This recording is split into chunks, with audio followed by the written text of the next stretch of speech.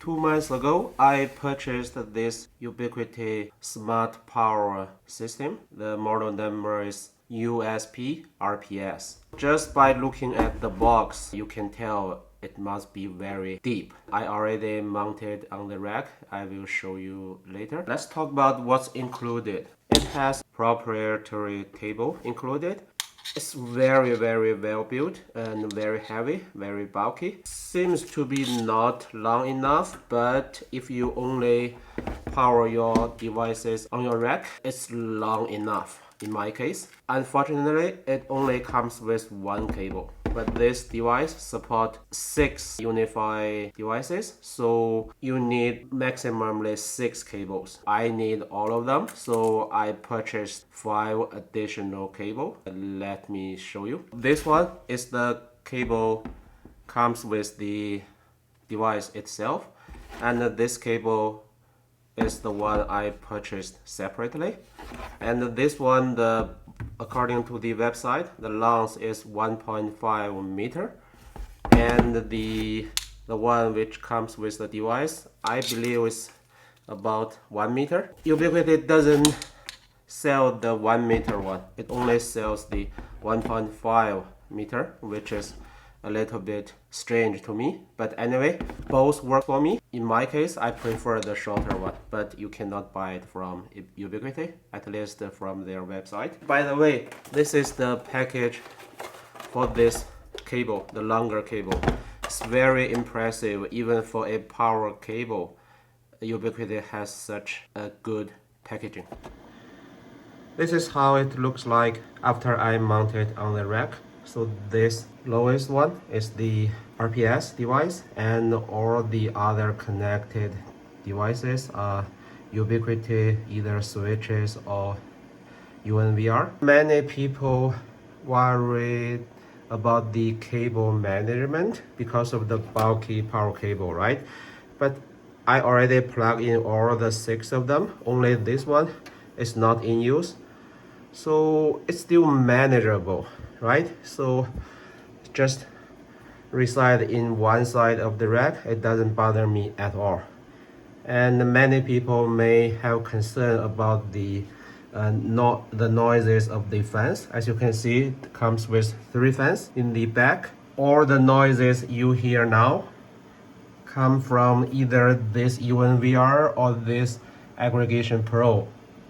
If I put my hand here, I don't feel any fans. As you can even see the fans are not spinning at all because it's still in idle mode, because all my 5 UniFi devices, they are still powered by the normal power cable, right? But let's do a testing. Let me unplug all the 5 UniFi devices. Let's see whether this fan will spin or what's the noise level. Let's do it now. Let me manually unplug them one by one.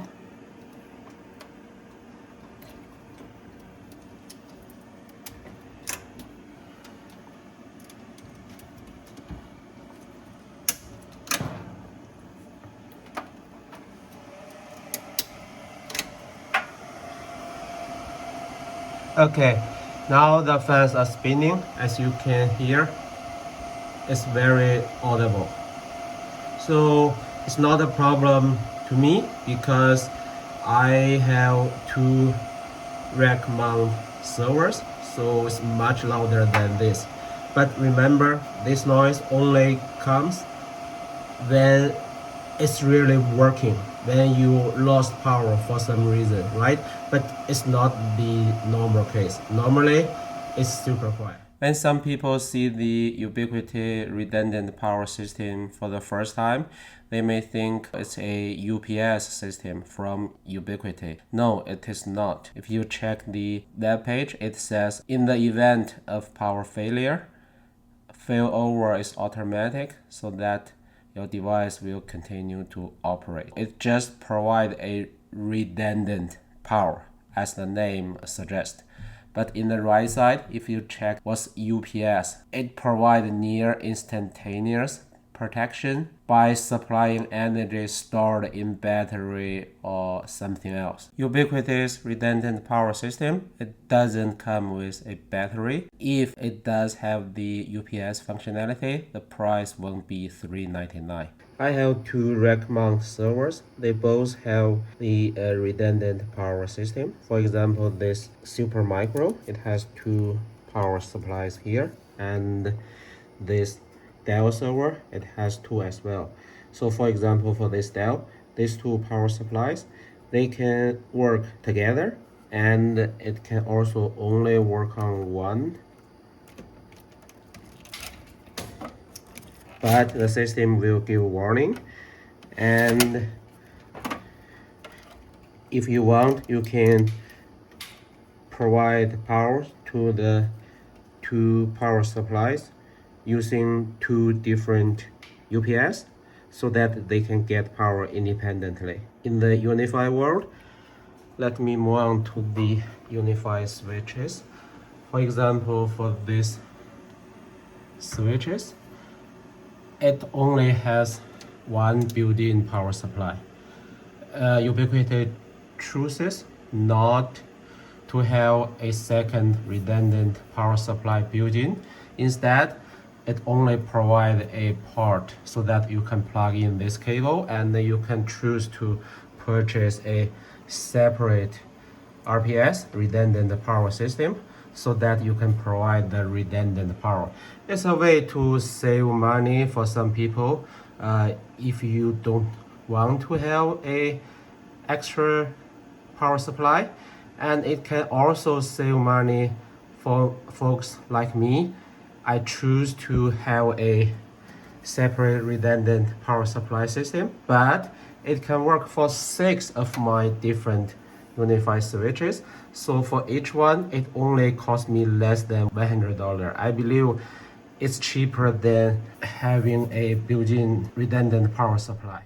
Now let's talk about power architecture. I am a home user. For home usage, this USP-RPS, it has limited ways to utilize it. The major thing is how you get your power, because I believe most of the home users, like me, we only have one single input power source for our home. So we don't have the luxury to have a separate generator or even a separate input link from another power grid. No, it's not for us. So based on this limitation, how we can use the majority of the functionalities to protect our devices in most cases. So as you can see here, I have the RPS providing redundant powers to 5 of my UniFi devices, 4 switches, 1 UNVR. This is the blue link for the 5 devices. Of course, normally in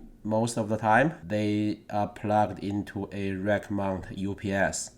And then the UPS the power is plugged into a wall outlet. Of course, the wall outlet is connected to my home's breaker box. And from the RPS side, yes, it has the separate power input, and from another UPS. I'm not using the same UPS. They are 2 different UPS devices, and this UPS is plugged into another wall outlet plate, and it's connected to the same home's breaker box. The only weak link is here, which I have no way to improve. But if you look at other links, if I have the power outage here, I have the 2 UPS. Initially, this UPS will continue to power the devices. When the juice is out for this UPS, this RPS will take over, because the RPS will detect, okay, these 5 devices, they are experiencing power failure. RPS will take over. Then the IPS is powered by another UPS. So in this way, I doubled runtime. This is one advantage already in the normal power outage. In my real world usage, I use all my devices in my home lab. It's the nature of the home lab. You want to move your devices around and you want to plug all the cables. So almost every day I will accidentally use the RPS, because sometimes I will touch the power cable by accident. It will lose power, but it will take over by the RPS. It happened almost every day. So thanks to the purchase of this RPS, I already avoided dozens of times of power failure for my devices. Yes, you may say it's not big deal because it's your home lab, right? But at least just for several $100s, I already achieved basically day-to-day benefit. And in the power outage scenarios, my two UPS can provide extra protection. So I'm very happy with the effect, even for home use case. The UniFi RPS has two different DC voltage. So one is 52, the other one is 11.5. In some documents, they are referred as 54 and 12 volts. Depending on your UniFi switch or devices, sometimes they require both output, sometimes they require just one voltage. So you need to check the requirement for your particular UniFi device. In the right side, as you can see, this is the Ubiquiti's setup document for the RPS, and it included this small table for 4 RPS supported UniFi devices. That's something Ubiquiti hasn't done a good job, because even for my case, I already have 5 different UniFi devices. Here it only lists 4, right? Apparently it's not a complete list. In this video, let's directly go to the system to see what's the requirement for different models. Let's go to UniFi controller to see what's displayed there. Let me click the USP-RPS device, and let me go to setting tab. Now I have 5 UniFi devices connected. And let's check the first one. It only says name part 1. So from here you don't tell what's the UniFi device. But if you check other part, yes, for example this one, it listed the USW Enterprise 24 PoE, right? But why for this one it doesn't list the device metadata? Because it's connected to a UNVR Pro. As you know, UNVR is a protect device. It's not managed using the UniFi network controller.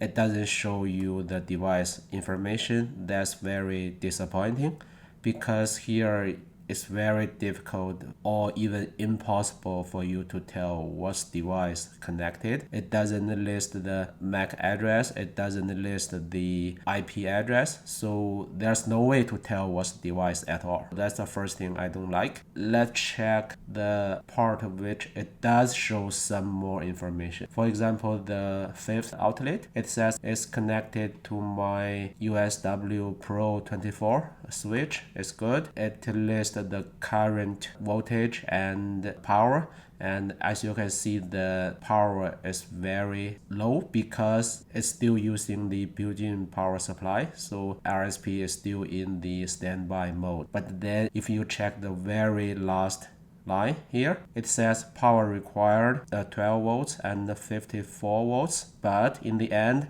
it lists 2 very confusing numbers.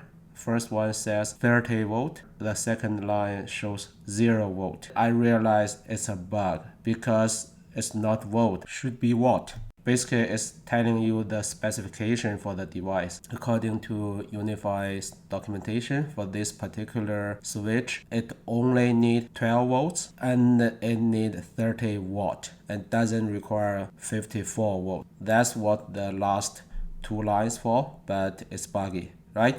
So because of the 2 reasons, first, for some outlet, it doesn't show the device information if it's not managed using the UniFi network controller. Second problem is the display is still buggy, so I don't trust it. So I prefer to go to my server room to check the LED display on the RSP device itself. So let me move to my server room and take the video there. To take this video, I already shut down my 2 rack mount servers and also switch off the air conditioning and even fans. So all the noises you hear, they come from 3 of my UniFi devices, UNVR Pro and a aggregation Pro and this RPS device. But because I just unplugged all the original power cables from my UniFi devices, so now the RPS is not in idle mode, it is working and providing power now. The fans are spinning and the noises from this RPS exceed the noises from the other 2 UniFi devices. Most of the noises you can hear now come from the RPS. Now let's check what's the displayed information. And let me click the first one.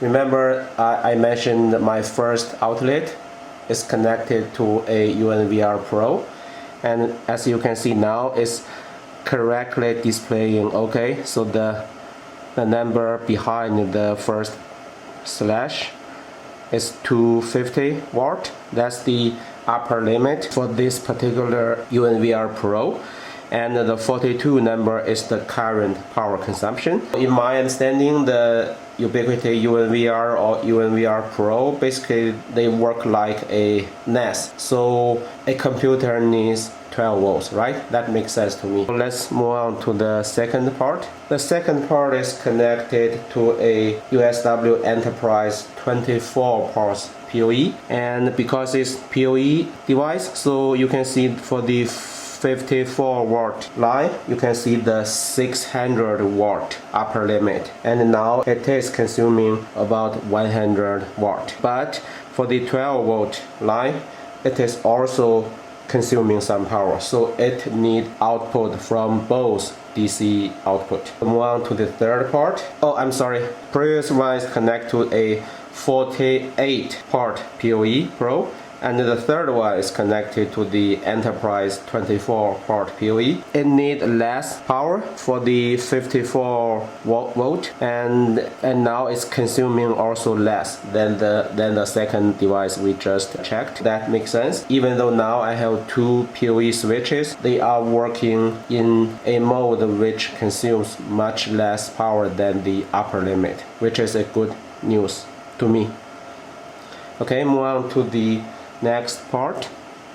This is the fourth part. This one is connected to the Aggregation Pro switch, and this one doesn't need the 54 watt DC output. Even though all my 10 gigabits connections are connected to this one, it's only consuming 32 watt. It's very impressive.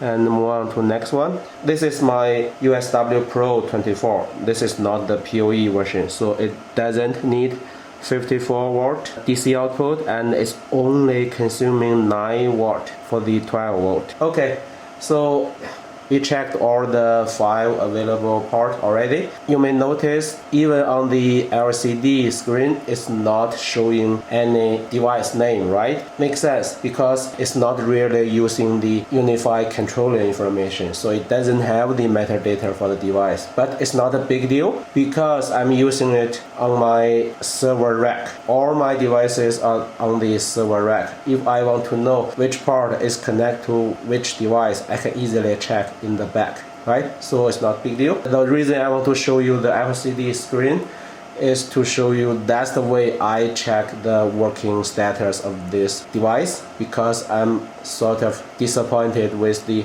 UniFi controller display.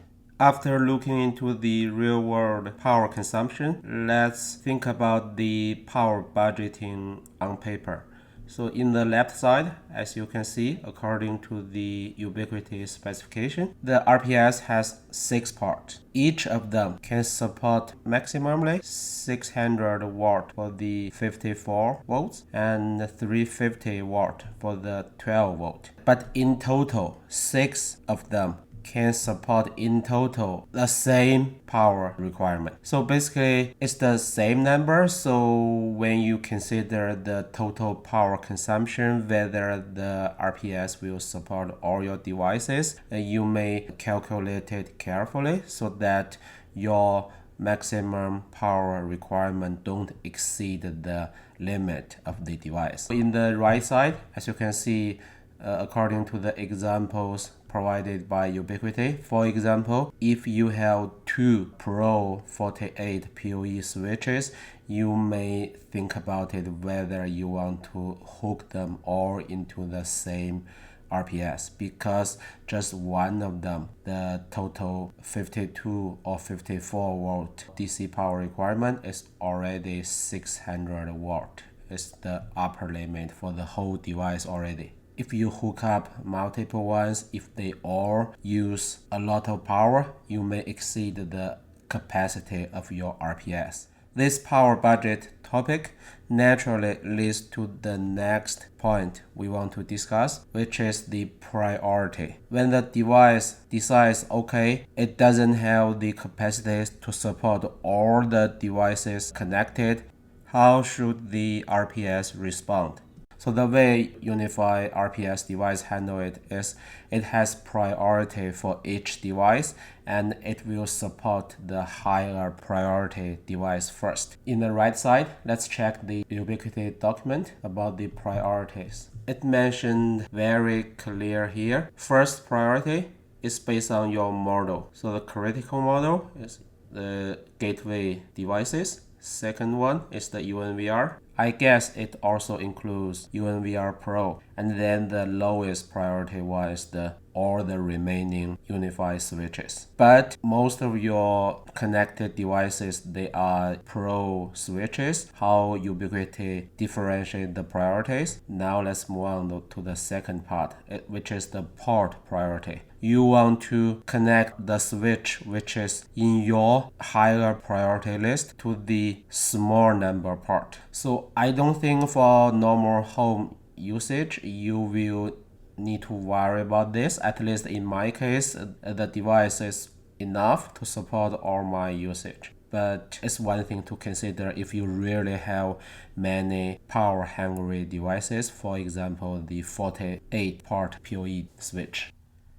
Now let me summarize my thoughts on this redundant power system.